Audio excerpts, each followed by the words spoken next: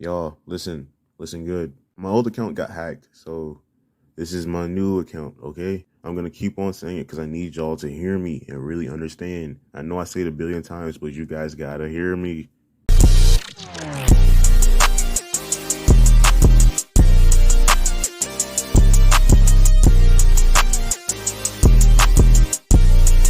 Yo, what up, YouTube? Those of you that follow me on Instagram would know that I posted a vote. Now, this vote, it contained 4 different categories that was gonna be my next video, and what was the idea of them. So I split up the vote into 4 different categories. The first one was about my manga collection. The second was just more gaming, just more gaming videos. The third one was a story time. And the fourth one was just a podcast, just to talk about gaming and stuff.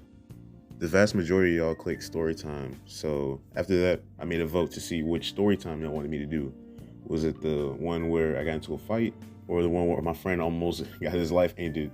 And thankfully, y'all just want to know what was the biggest fight I ever got into, which I'm thankful for. By the way, if you enjoy me shit stopping my friend in the background, be sure to drop a sub. Anywho, let's get back to it. Now, this story time takes place freshman year. This is right after we came back from spring break. This is like the last month before summer.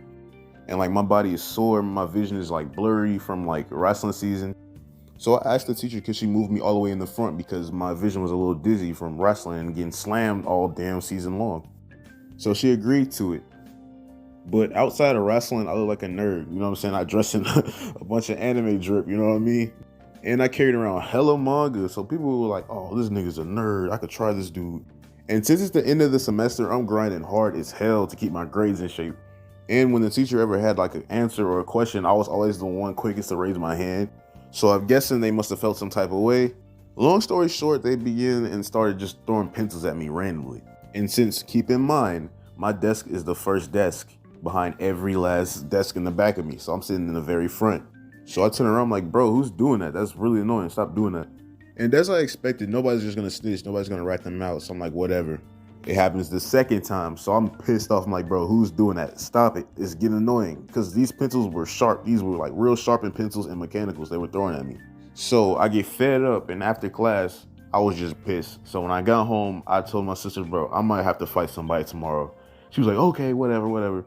So I told my mom, and like every black parent, she's gonna be like, whatever, as long as you kick his ass, I don't care if you get expelled. So I get to school, and my sister, being the hothead she was at the time, she was just letting everybody know I was about to get into a fight. So throughout the whole school day, everybody just running up to me like, Chris, oh my God, you're about to fight somebody, oh my God. So I was getting like annoyed, even more annoyed, because people were talking about it left and right. I'm like, go away. So we get outside, and I confront the dude who I thought it was, and he pointed me to who it was, but he didn't want to snitch. So he told me privately, basically. And so we're outside getting ready to ride the buses, and it's hot, it's scorching, because this is like the last month before summer. So I walked up to him, I said, what's to you, bro? Like, why you keep on throwing pencils at me? That's so stupid. Like, why are you doing it? That's so aggravating.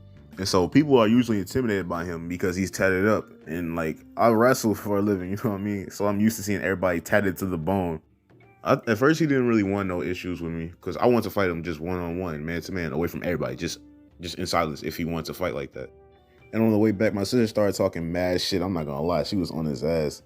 She saying stuff like, oh, you a pussy, you a bitch. Why you keep on throwing shit at dudes? She said, do you like dudes? You a bitch, you a fat.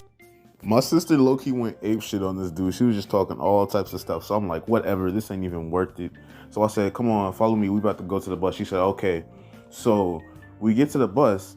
I turn around and I see her out the window running to me. She's yelling, come on, you got to fight this dude. He's being a dickhead. He's doing this and that. He's calling her bitches. He's calling her all types of other rude shit. So I'm like, okay. I'm now realizing why he didn't want to fight me in the beginning when I confronted him. It wasn't because he didn't want to fight. It was because he wanted a bunch of people to hype him up, and he caused a big crowd. He caused majority of the whole school to circle up. So like everybody, all the people that stopped me in the hallways asking about this fight was there. And a huge wave of people, the entire school was out there watching.